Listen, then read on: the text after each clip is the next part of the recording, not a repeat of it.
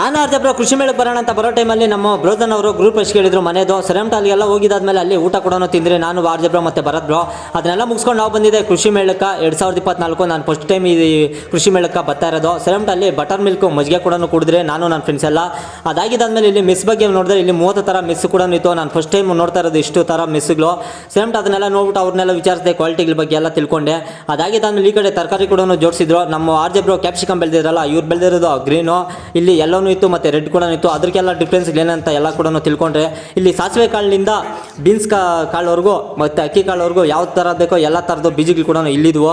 ನಾನು ಒಂದು ಮಾತು ಹೇಳೋಕ್ಕೆ ಇಷ್ಟಪಡ್ತೀನಿ, ನಾನು ವೀಡಿಯೋಸ್ ನೋಡೋದಕ್ಕಿಂತ ನೀವು ಒಂದ್ಸಲಿ ಕೃಷಿ ಮೇಳಕ್ಕೆ ವಿಸಿಟ್ ಕೊಟ್ಟರೆ ನಿಮಗೂ ಅನುಭವ ಆಗ್ತದೆ ಅಂತ ನಾನು ಹೇಳೋಕ್ಕೆ ಇಷ್ಟಪಡ್ತೀನಿ ರೈತರಾಗೆ.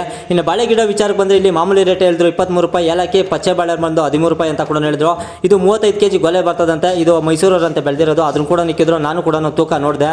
ಅದಾಗಿದ್ದಾದ್ಮೇಲೆ ಇಲ್ಲಿ ಬೀನ್ಸಲ್ಲಿ ಮನೆ ಥರ ಮಾಡಿದ್ರು. ನಾನು ಆರ್ಜಬ್ರೋ ಮತ್ತು ಭರತ್ ಬ್ರೋ ಫೋಟೋ ಕೂಡ ತೊಗೊಂಡ್ರೆ ಇಲ್ಲಿ ಕಂಟ್ರಿಬ್ಯೂಟರ್ನಿಂದ ರೋಟ್ರ್ ಗಂಟ ಯಾವುದೇ ಥರ ಐತೆ ಎಲ್ಲ ಥರನೂ ಜೋಡಿಸಿದ್ರು. ಅದ್ರ ಮೇಲೆ ರೇಟ್ಗಳು ಕೂಡ ಹಾಕಿದ್ರು, ಅದನ್ನೆಲ್ಲ ಕೂಡ ನೋಡಿದೆ. ಅದೆಲ್ಲ ಆಗಿದ್ದಾದ್ಮೇಲೆ ನಮ್ಮ ಆರ್ಜಬ್ರೋಗೆ ಗಿಡಗಳು ಕೂಡ ಬೇಕಂತಂದ್ರು. ನಾವು ನಮ್ಮ ವೀಡಿಯೋಸ್ ನೋಡ್ಬಿಟ್ಟು ಪಾಪ ಈ ಅಣ್ಣನೇ ನಮ್ಮನ್ನು ಕರೆದ್ಬಿಟ್ಟು ಗಿಡಗಳು ಕೂಡ ಕೊಟ್ಟರು, ಕಡಿಮೆ ರೇಟು ಕೂಡ ನಮಗೆ ಕೊಟ್ಟರು. ಅದನ್ನೆಲ್ಲ ತಗೊಂಡು ನಾವು ಇವತ್ತು ಒಂದು 15 ಗಿಡ ಕೂಡ ತೊಗೊಂಡ್ರೆ ನಾವು ಆರ್ಜಬ್ರೋ ಎಲ್ಲರೂ ಅದನ್ನೆಲ್ಲ ಎತ್ತಿ ಕಾರಲ್ಲಿ ಕೂಡ ನಿಕ್ಕೊಂಡ್ರೆ. ನೀವು ಯಾರಾದರೂ ನಮ್ಮ ರೈತರಾಗಿ ದಯವಿಟ್ಟು ಕೃಷಿ ಮೇಳಕ್ಕೆ ಹೋಗಿಲ್ಲ ಅಂದರೆ ಎಲ್ಲರೂ ಹೋಗಿ ವಿಸಿಟ್ ಮಾಡಿ ಅಂತ ಹೇಳಕ್ಕೆ ಇಷ್ಟಪಡ್ತೀನಿ. ಇದನ್ನೆಲ್ಲ ಮುಗಿಸ್ಕೊಂಡು ಮನೆಗೆ ಬರಕ ರಾತ್ರಿ 10 ಗಂಟೆ ಆಗಿತ್ತು. ಇವತ್ತಿನ ಕತೆ ಇಷ್ಟು, ನಾಳೆ ಸಿಗ್ತೀನಿ ಫ್ರೆಂಡ್ಸ್.